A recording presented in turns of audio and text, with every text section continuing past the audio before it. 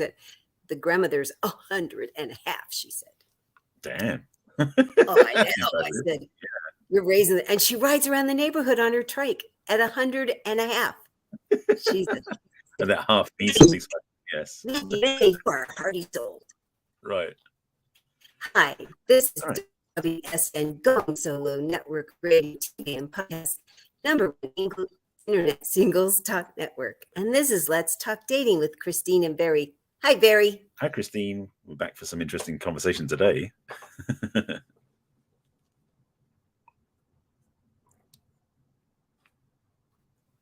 Did you see that everything go weird for a second, or was it just me? You looked like you glitched for a second, so I don't know if it's me or not. It was just me. Okay, so. Well, we'll proceed. So words that turn men and women on. And next week, we're going to talk about the words that turn us off. Just as important. Mm-hmm. And I was thinking about this topic, I thought, there really are some similar words, the same word that'll turn men and women on. And there's some really different words. So I thought this is going to be super fun because of that, right? Well, yes, also is that some of this is going to be how you say them can also be a turn on or a turn off as well. So it's not necessarily it's how you approach the conversation. So let's get a few bits and pieces, or I should say, flavors and aspects to this conversation for sure. I like flavors. Yes, because the tone of voice, if you're in person, the look, and also texting. Oh my gosh. The misunderstandings, either way, positive and negative, are rampant. Don't you find that in your personal life and with your clients too? People are misunderstanding all over the place with texting. Well, the thing is, and I mean, this is taking a step aside for a second from the topic because it's going to be overarching, is that we have this assumption about communication that is almost insane because speaking psychologically, physiology, one of those two, when we talk about how we communicate, verbal communication is something like 7% of our communication, only 7%, meaning that when we talk to somebody, it's body language, facial expression, posture. It's also the tonality, the timbre, the tempo, the volume, all these different things as well. So the words you speak are less than 7% of what you communicate. Now take that into texting where none of that's visible. It's just the words. And then you use emojis and abbreviations and you're wondering why you don't understand each other. So this whole thing about words that turn men and women on, if you're texting, yes, there is the whole conversation about sexting, which is the thing we're probably getting into as well. But we have to recognize that in some ways you're almost going to be more explicit because the assumptions that can be made when there's gaps in the communication or the gaps in the languaging or just gaps in what you think you're communicating the other person doesn't get can get in the way of you actually turning each other on and can in fact turn each other off. For sure. And it's funny, way before cell phones, when I was dating in my early life, and we weren't texting as much at all, really, there was so much of the conversation about, wow, I don't know what happened between my mouth and your ear, but you seem to have heard something different than I thought I said. And now it's way worse with texting, I have found, because at least you see something happen with their face and you're like, that's an unexpected response for what I said or what I thought I said, what I intended to say. Tell me what you heard. Because if you stop it right then, which is such an overarching thing with this conversation, because you have to think just because it's what you intended, it's not what the impact necessarily was, to go, tell me what you think I said, or tell me what you heard me say. Because often, especially if they're faced with something unexpected, there's something that happened, and it's not anybody's generally their fault, but it's the responsibility of the person, one or the other or both, to say, really? That would be so unexpected for you to say that, this thing that would make my face do this, or for your face to do that when I said this. And when I flew in last month, I was sitting next to this young man who was so fun, and we were talking about his girlfriend, and he was asking me for some advice. And I was telling him about watching movies that maybe weren't his first choice, but they were hers. And I said, and one of the things you could have her say to you, and I kind of turned my head for something. I think the cart bumped me. And I said, and you could say, and I looked at him and I go, I'd really like to watch this with you. And his whole face went like this. And I'm like, I said, what made your face do that? He go, you thought I was saying I wanted to watch it with you. No, no, no, no. You missed the first one. And it was truly exactly what happened. He was like, Yep. yeah, I just told you I had a girlfriend. Oh my God. It was so evident. But there's the thing that could happen. And if that isn't in texting, you're like, oh my God, you have no idea what's happened to the person's face on the other side. So Oh yeah. if in fact you're meaning to make somebody happy or pleased with what you say, check, keep checking. Is it landing as expected? Well, that's the thing. I mean, just I know we're off on a tangent, but we'll stay here for a minute because we come back to the topic at hand. But the thing about texting, yes, I also remember being in the dating arena before we had cell phones, and even we had T9 texting back in the day. It's going to make it earlier than that, and realizing how dating relationships got so much more complicated when we added these new technological support systems. And it's funny, my spiritual teacher talks about how we live in a high tech, low touch society, and the challenge is when we have technology like texting is available, it's an easy resource, but it can remove us from the connection because it's low touch. And so it's such a key thing, like you're saying about, check and verify sort of thing. One of the things I learned in my master's program talk about called perception checking, which simply means really is when somebody says something to you, you go, let me just check if I heard what you said, exactly what you said it. Because again, back to what I said earlier, 7% of our communication is verbal. Oftentimes we think we heard what they said, but we missed it completely. So to actually be willing to go back in and check and say, did you say what I think you said? And this is what I heard. Is that what you said? Yeah. Because the other thing, of course, just to make it even more complicated, is the filters we listen through. We have so much built up resistance, automatic hearing modalities where we just default things in certain buckets. And the fact that we don't necessarily hear what the person's saying because we've made up assumptions about that person in the first place. And then dating can get really complicated because after a while you get used to that person. So you think whatever they're going to say is going to be a certain vein. When they shift gears, we don't actually see the shift gears and we keep putting it in the same bucket, so to speak. So to actually, one, listen clearly, two, verify we heard what they said, and three, then respond from that place. It's like those three things alone will get you started on the road to much greater turn on between the two of you. So you're so correct. And one of the things too is I'm going to bring up some of the things I learned from John Gray about how we have such different dictionaries inside of us and our words can have such different meaning. So I'm going to talk about with that whole thing about questioning and verifying about something that personally for me as a 2X chromosome person and most women I know, one of the things that really turns us on is to go, let me really clarify what I heard.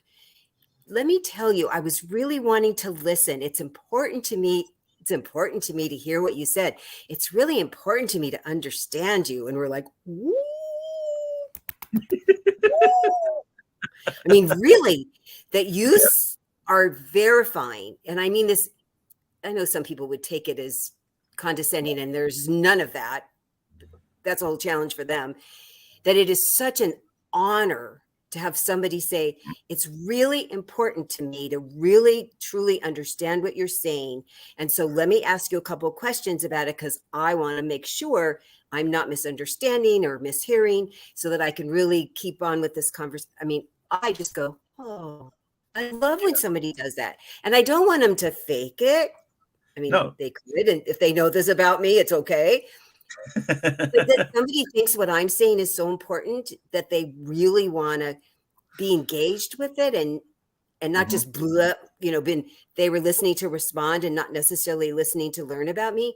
It's such validation for me when they say it out loud. So I'm going to say first thing, that's something I know lots of women find very engaging, pulling us in, making us feel more connected to you.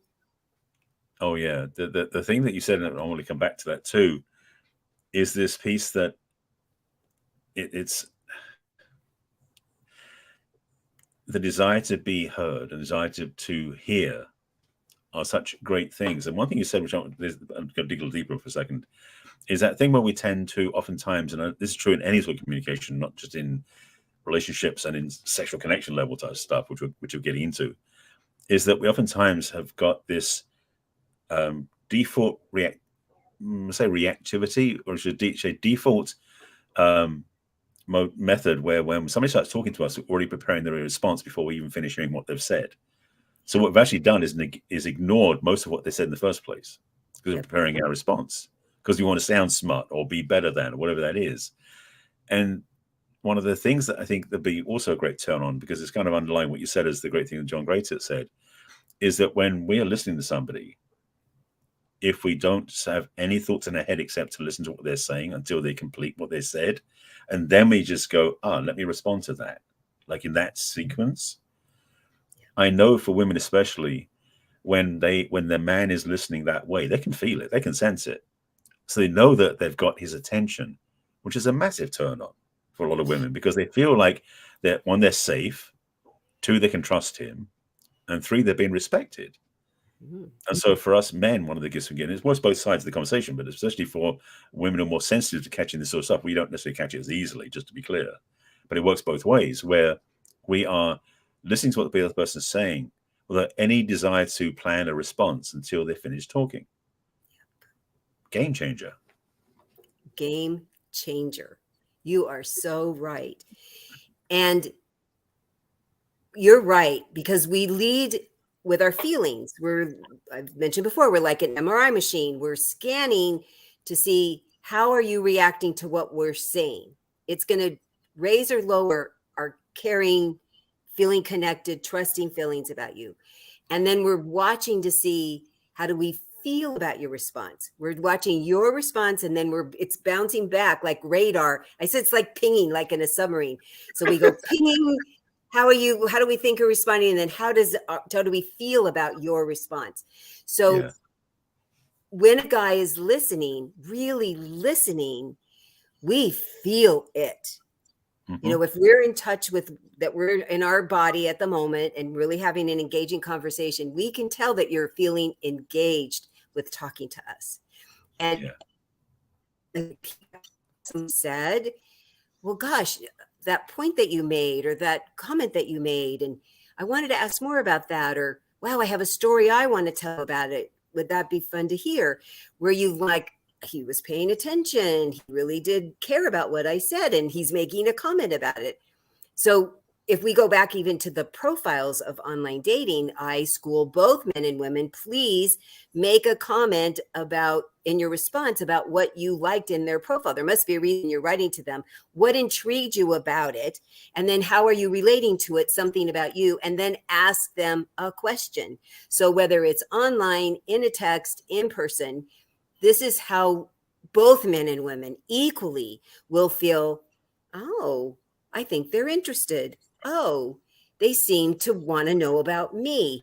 And it physically will, and emotionally and mentally, move us closer. It's just a drawing in thing about human beings. As you said, we love being understood. We love somebody wanting to see more about us as a person. It's the biggest turn on, I think, for both sexes, I think equally.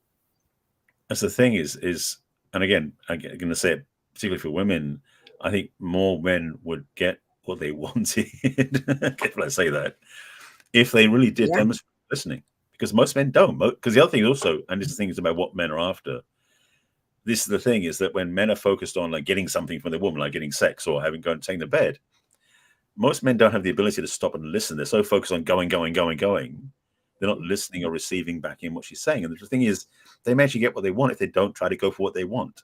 It's true. Sounds, you know? And what men are looking for besides, I want to take her to bed, which I'm fine with.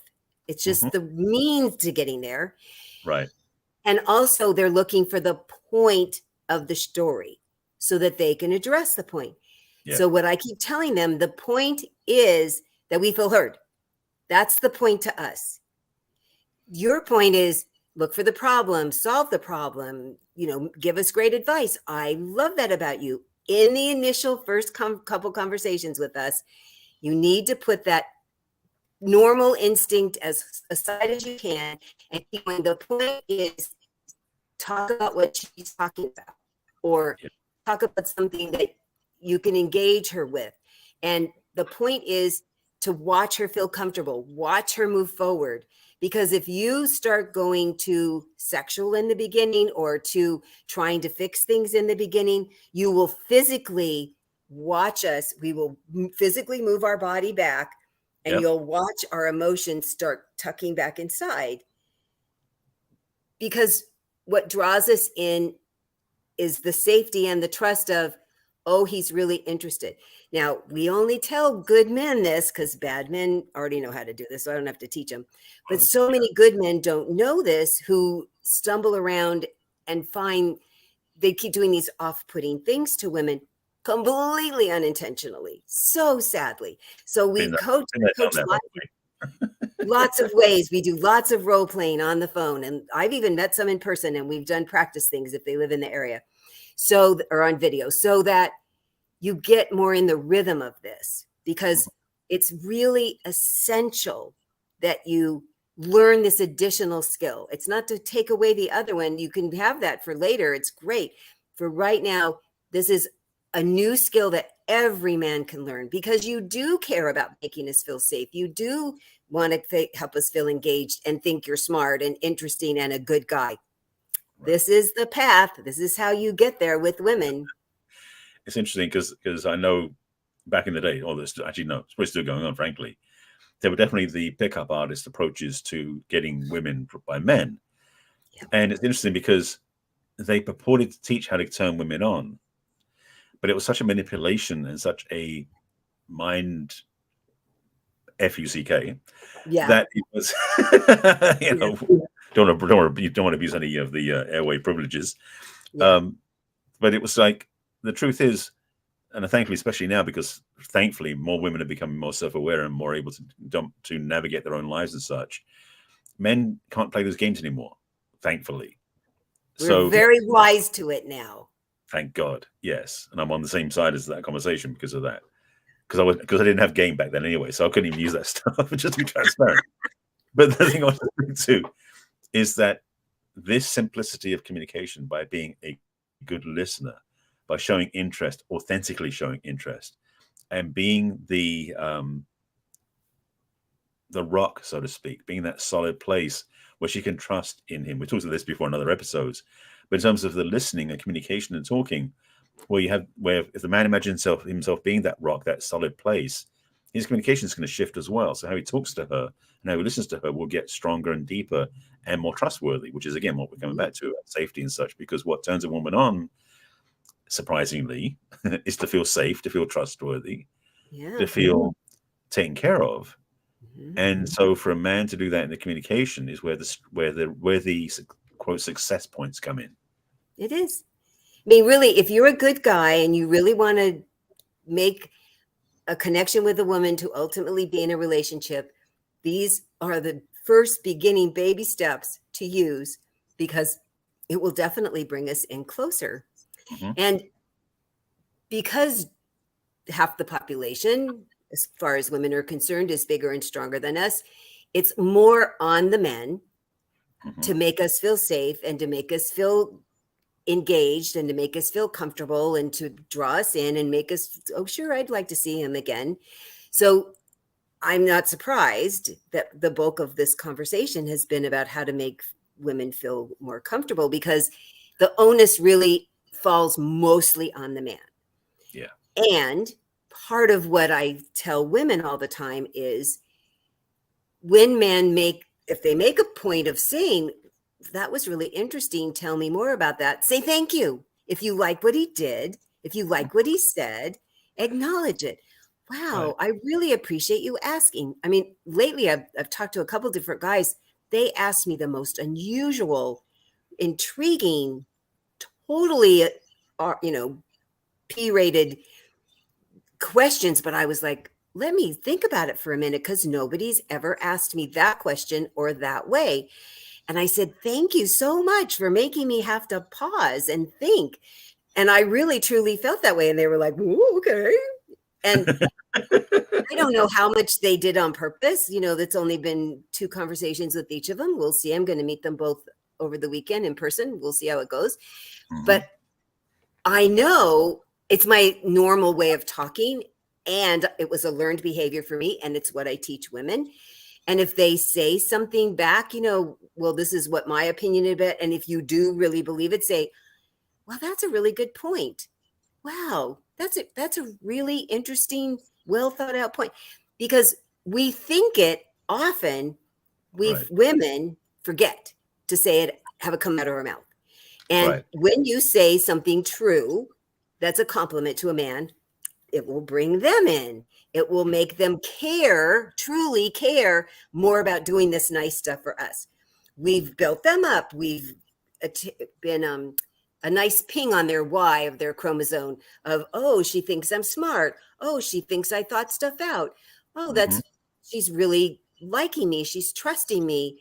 And it'll make him make even more of an effort to be engaging with us. So it's such a good feeding back and forth if both people can remember these kind of different with the same point, but different means of getting to the same place. Because yeah, it's not like I wouldn't like somebody to say it's a good point, but I'd much rather them go, tell me more about that. I want to hear more about your opinion.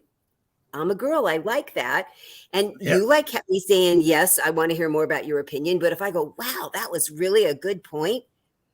I think it is a little more of an impression on a guy, where tell me more is a little more impression on a woman.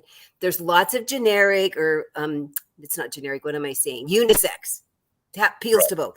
But there are some things that work a little bit better with men and a little bit better with women, and how nice to know it ahead of time, right? And use it for good. Yeah. But only for good. Well, that's the whole point. That's what the show's about. Don't manipulate what we talk about. Please use it right. Use the right way. Yes. Yes. The thing to speak to those two things too. Again, for men, being complimented is the thing that works for us, definitely. So when you say like that was a great point or you made a good insight, it's wonderful. And for women, being invited to speak more, to be invited more, is also for a lot of women who have been shut down or silenced so many times, is a gift they haven't received for a long time.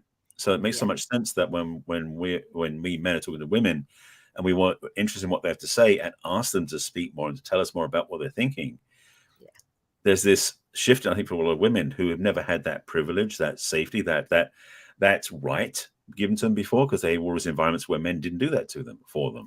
So that shift alone could be transformational in their lives, regardless of the relationship.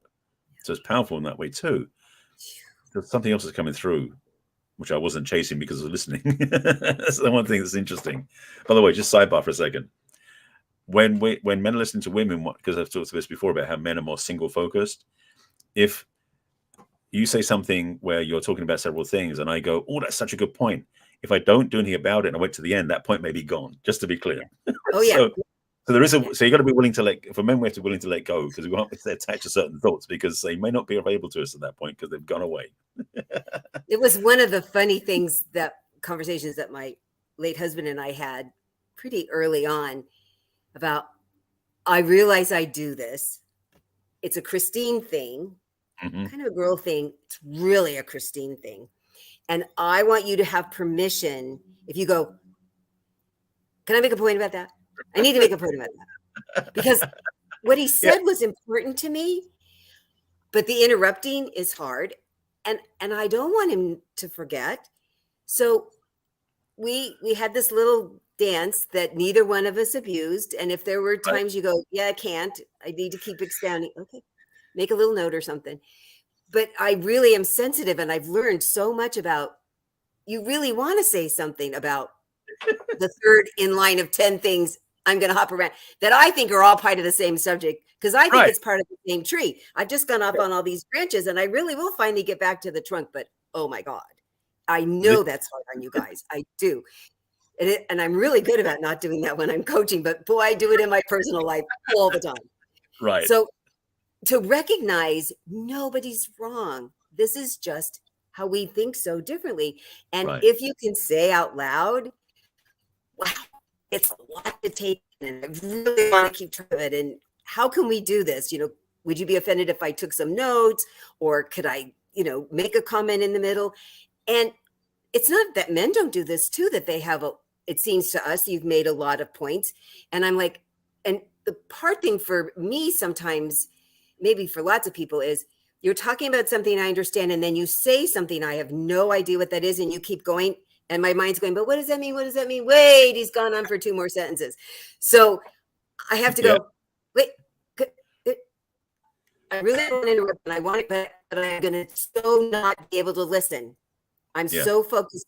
I can't let it. It's who I am. Some people go, I can't, because I feel like I'm going to miss a whole bunch if I don't know what this thing that you just said. And doing it that way, because it's really important. It's this really important thing. They'll go, oh, okay. And they'll explain. And I say, but I don't want you to not, I can still, okay, tell me that.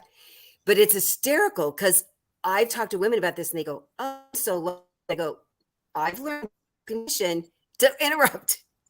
But it's where we can sometimes do this. If nobody has permission, asks permission. I don't want to be rude, but this feels more rude to not understand. Right. And that men and women need permission to do this for each other because, as we just said, 2 really different examples of the same thing happening. And if you just stop and go, it's so important. Please say those words. It's so important that I get where. Who isn't going to go, hey, you think that I'm important, what I'm saying? What do we need to do to fix this? I mean, it's fun to watch people go, because first they're like, what? You're interrupting me. But now they're like, oh, it's even going to be better. Okay. Mm-hmm. And then both people are like, I feel drawn in. I feel like we're engaging even more. And I'm even more committed to hearing what you have to say. Both sides. I've heard, because I've done this coaching with couples, and it's so much fun to have them go, oh, we never did it this way before. I go, well, that's why it wasn't working. And I think this might work better. Let me know. And they always go, oh, yeah, it works better. Oh, yeah. And it's funny because as you were talking, what came to mind was remembering we talked this before, but Mark Gunger's talk about the tale of 2 brains, that idea about how men's brains and women's brains function differently. We tend to think more in discrete thoughts and discrete ideas, whereas women's thoughts, like you're talking about the tree trunk with the branches, where it's all connected. And so the thing is, in a lot of ways, recognizing that we do process data differently, generally speaking. Generalities, not all everybody, but generalities for men and women. And just and the whole conversation, of course, generalities for men and women, not all, but most. Is that when this happens, is that when men listen to women, we're almost waiting for her to take a breath so we can process something, because we're trying to get each discrete chunk versus the whole picture at once. Because the thing is that we look at the threads, and you're making the tapestry sort of thing. It's that difference. And so the communication differences, and sometimes when women have a challenge, because when we talk about stuff, we can be so succinct because we're doing one discrete item. You're like, where's the rest of it? So there's this understanding that there's differences, because it's not like one's right, one's wrong, as you were saying. They're both just different expressions, and recognizing that there's almost a sense where when we're talking to each other, when we really want the other person to understand, we almost have to think how the other person thinks to be able to communicate so they can hear it. So for us men is to build a narrative, a story about something versus just the facts, because that's what women process more effectively. For women talking to men, we can break it down into bite-sized pieces or into chunks so that we can digest it. It's almost like a great gift as well. So in some ways, it behooves us as the speaker to recognize who we're talking to doesn't process things the ways we do. So can we shift or package what we're saying in a way that lands for them in a way that they understand more easily? Because we know what we're talking about. So there's no need for us to worry about it. It's more about how do we want them to receive it. So that can be a useful tool to use as well. You know, it's so important, that point, because that was one of the things that, John Gray talked about, that we came from different planets and we speak really different languages. Yeah. So if you're going to talk about the language, it's important to keep checking. Are they understanding? Is this landing? Mm-hmm. Because if you're talking to them, it's probably, hopefully, that you want to convey something to them. You want a reaction back from them. So what's the point if it's going to go over their head, or they're not going to understand, or it was too big of a chunk at once? Yeah. I mean, especially in the beginning, you don't know this other person at all. And men are just fascinated when I'll go, wow. So I really appreciate what you said. And I got this and this and this, but I really need to know this more. And they're like, oh, you ask questions. I go, I was interested in what you had to say. And I like it if you do that with me. So if they don't know that already, then I've taught them about me. I really like it if you ask me a question if you don't understand. And I promise you, I will not get all in my feelings. I have feelings about stuff, but not that. And I've given you permission to please ask me for more clarification. Because otherwise, from the beginning, you can end up with so many big misunderstandings and miscommunication that doesn't get addressed. It's going to happen, guaranteed. It just needs to get addressed in the beginning. That's the really important thing, I think. And one of the big things that John Gray said that I just would love to check out with you, because I'm not sure I've brought this up before in all our times of talking with each other. So if I was talking to another woman and I said, could you take out the trash? She would not think 1 second of it and she would take out the trash. And what I understand with men is if I said, could you take out the trash? Somebody who hasn't really had this conversation that you and I have goes, just a little part of their head goes, does she think I can't? Huh? Is there something weird about the trash that I wouldn't be able to? And nothing negative at all. It just makes you go, huh? So his suggestion was just change the one word. Would you please take out the trash? And you're like, oh, sure, fine. But isn't that, I mean, a woman wouldn't give it a second thought. No, because the thing is, when a woman's asking him, saying a man, that's a man. I mean, anybody. I mean, when a man hears, "Can you do something?" It's a question, yes or no. Whereas if it's a "would you," that's a request. That's different. So the shift of words is such a key thing. Yes, it does work that way. Not that I'm saying. I mean, most of us get like, "Can you take the trash?" Like, sure, no problem. But I've definitely had the feeling inside come up several times in conversation with people, and I've sometimes withheld my tongue so I didn't get in trouble with the argument I was going to come out with them by doing this. To be clear. But I know they didn't want me to just come back to say, yes, I can do that, actually, and do nothing else, you know. Yeah. Because the thing is, that's the thing. The thing is that there is, and part of it's the language, because I played with this language stuff myself about the could and should and all these different things too, and the must tos and the have tos and all these different things we run. And the understanding is that when you do make it into an invitation, which is what is always more powerful, when a woman invites a man to take out the trash, for example, it's so much more heartwarming and opening. It was like, it's like at your service, no problem.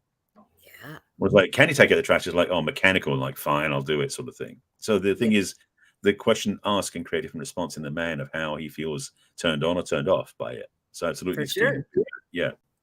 There's an extra benefit to it. Yes. I'm going to be the He-Man, and I'm going to go out to the stinky trash can, and I'm going to take the trash, especially if it's at night. I can be the hero to take out the trash. I mean, really, it has all these extra layers that we aren't even conscious of. And I love that men really want to think about it if you say can. And when it's not necessary, please don't make them have to think so hard about a favor that you want, a service that you want, something. I mean, I just can't tell you. I just went flying 2 different last month and this month.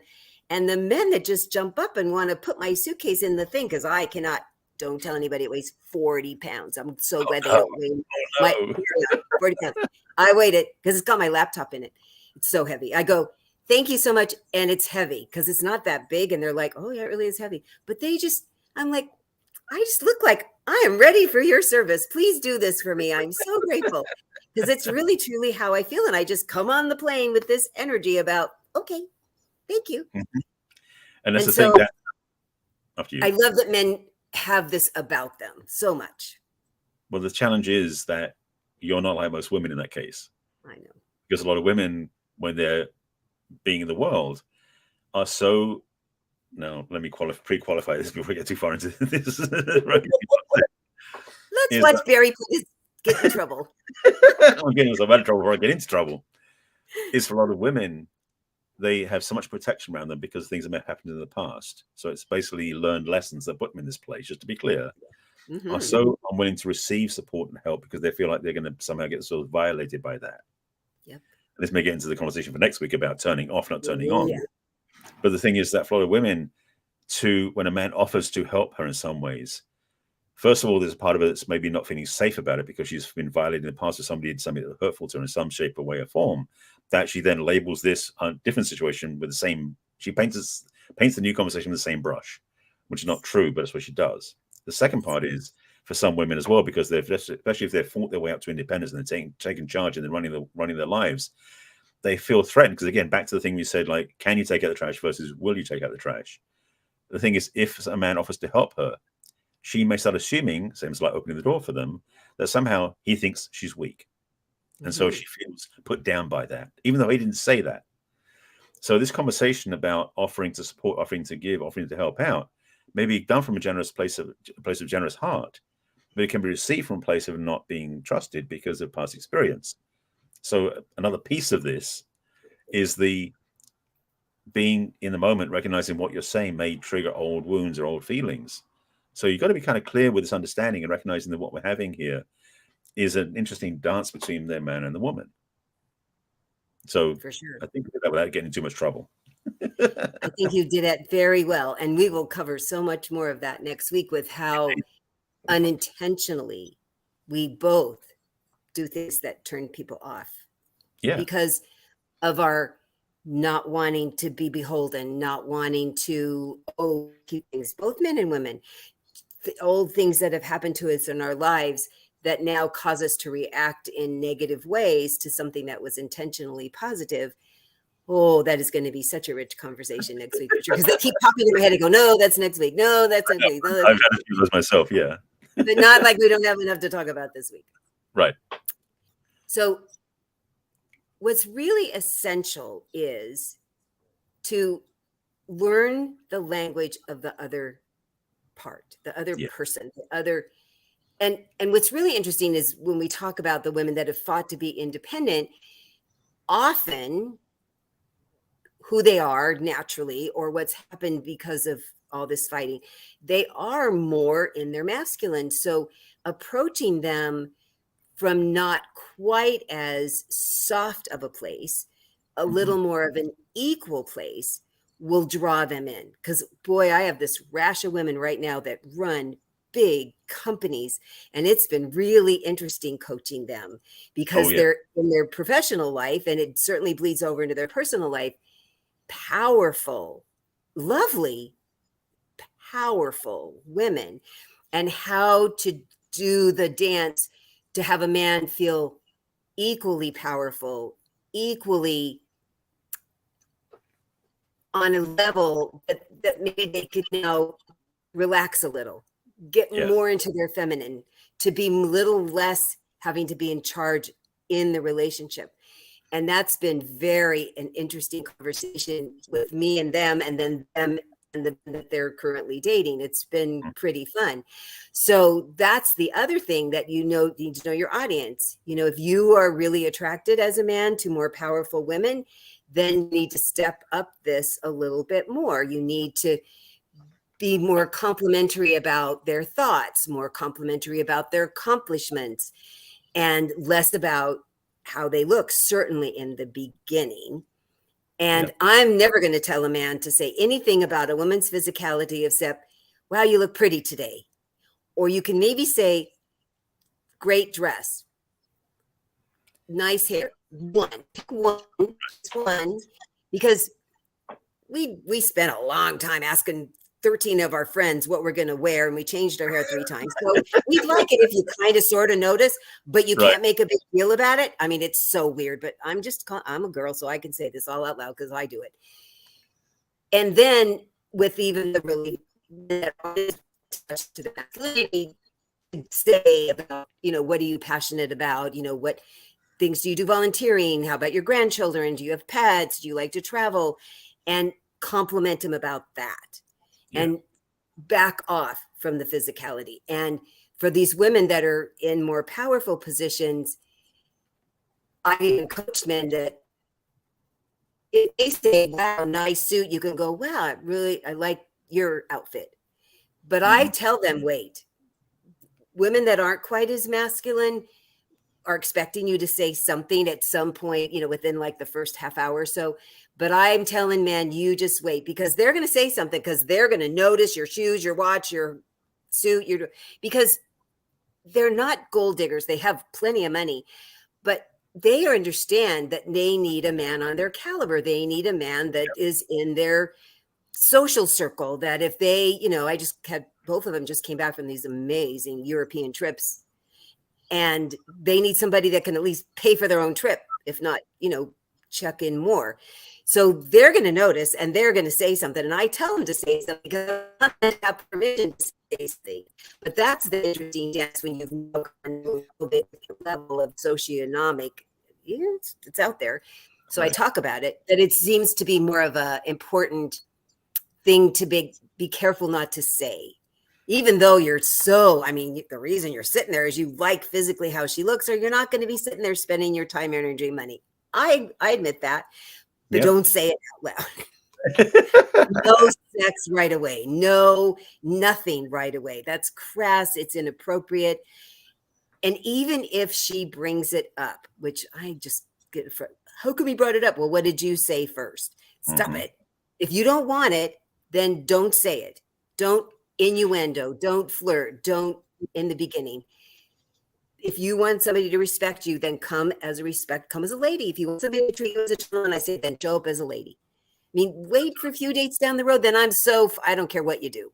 Happy to have you bring it all out, but maybe not the first time, because if you don't go out with him again, you've now given him the wrong impression of what to do the next time, right? I mean, that's the part that frustrates me. If a guy's had a couple of dates in a row and he goes, well, they expected it. I go, well, not everybody does. And it's really a small, so stop it. Well, just ignore them. So what do you think from a guy's point of view with that? We're not going to go into too much detail. I know we're going to wrap up the show in a minute, but I want to score something. What comes up for me is about trust, because the thing is that when a woman has really earned her way into the world and what she's done and become very powerful and dynamic, like you talk about your clients, that it's almost more important for the man to earn her trust than it's a woman who hasn't done that. Because the challenge is that a woman who's done so much work has probably got to have eyes in the back of her head looking around to be somebody she's going to be like undercut by somebody, or somebody's going to like mess with her. So only men that she dates have to prove themselves trustworthy to her to really allow her to let her walls down. Yeah. So for a man in any position, and it's not necessarily about the social economic, it's about the internal structures. The man's going to be so solid in himself around a woman like that, that she can say that she can count on him, that he won't give way, he won't create subterfuge or something else. It's like trustworthiness. So I said at the beginning about for any woman having a man listen to her so she feels trust in him. This is even magnified when it comes to powerful women. We've done really big in the world. And I definitely went through the journey of being the nice guy women like that, and that never worked. So I know it doesn't work. Definitely, clearly proven that more than one time. But it's so nice of you to go do that for everybody else, so now they don't have to. You're welcome. And the thing I've learned more and more is about to be so trustworthy in who I am, not proving anything, but to be that, because it's a beingness more than anything else. And for a woman of any structure, any status, or any structure in that level, to be with a man that she can count on and she can see who he really is, and he doesn't pretend to be something he's not, is huge. And so for takeaways for this one, how to turn a woman on from a man's point of view is be trustworthy on all levels. If you do that alone, you'll be so far ahead of the curve. And for women, it's about finding men who she doesn't undercut, who she can build trust with, And I will say the words that I have used and that I've heard both men and women use across the board, that if they hear somebody say this and they know they mean it, it's, I've got your back. Yeah. I mean, that is huge. You're out in public and you never say undermining things. You say the same things without them there is with them there. If somebody does something, you're like, oh no, that you just look out for each other. Right. What's their best interest of the other person, not to your detriment, and what's the best for them. That is the magnet that holds people together. And if you can think that in your head and say it out loud and sincerely feel it when you're starting to get to know somebody, both people feel the same way. I mean, you could take on the world, I think. Yep. Yeah. That's a great bottom line to end with, I think. Thank you. It's because it's what I say. People say, what are the 3 words? And I say, oh, got your back. Got your back. Or I've got Not this. my back, got your back. Yep. Yeah. You need that. I had it and I know how fabulous it is. So I'm going to have it again. Yeah. So Let's hear from you. We would love to hear what your thoughts are about this. Is it working for you? Are you feeling like people are drawing towards you? Are you feeling like you're with people that you want to be drawn towards them? Or are you needing to learn more of the words that turn the other person on and turn them on towards you? That's what Barry and I are here for. This is just the tip of the iceberg. I mean, we have so much more we could share with you that we could only fit into our low 50-minute time. So reach out to us. So the way that you can get a hold of me is through my website, which is www.theperfectcatch.com, and click on what's holding you back from love. It's a short questionnaire that gives you access to my calendar. You can make a complimentary appointment to talk with me. You can also email me at christine@theperfectcatch.com. Also at my website, you can sign up for my newsletter, and you can access all my social media, Pinterest and Facebook and LinkedIn and YouTube and Instagram are all there on my website. So you don't have to remember any addresses. How cool is that? That is very cool. I know. I've become less complicated in my old age. Okay. My turn, I guess. So the way you can reach me is through my website, which is barryselby.com. My social media stuff is very easy. I'll get to that in a second. I have tweaked my website. Again, it's in massive redevelopment. It's not there yet. But at least on my website now, on the homepage, you can sign up for my newsletter at the bottom of the screen. You can join me newsletter at the bottom there. At the top, where I say take a next step, I've reverted it back to being complimentary discovery session. I just felt like just being generous right now. So if you wanted to get a chance to test drive me and we can talk about what you're going through and how I can help you, you can book a 20-minute discovery session with me right there and just take your next step. And we can definitely get you going in the right direction.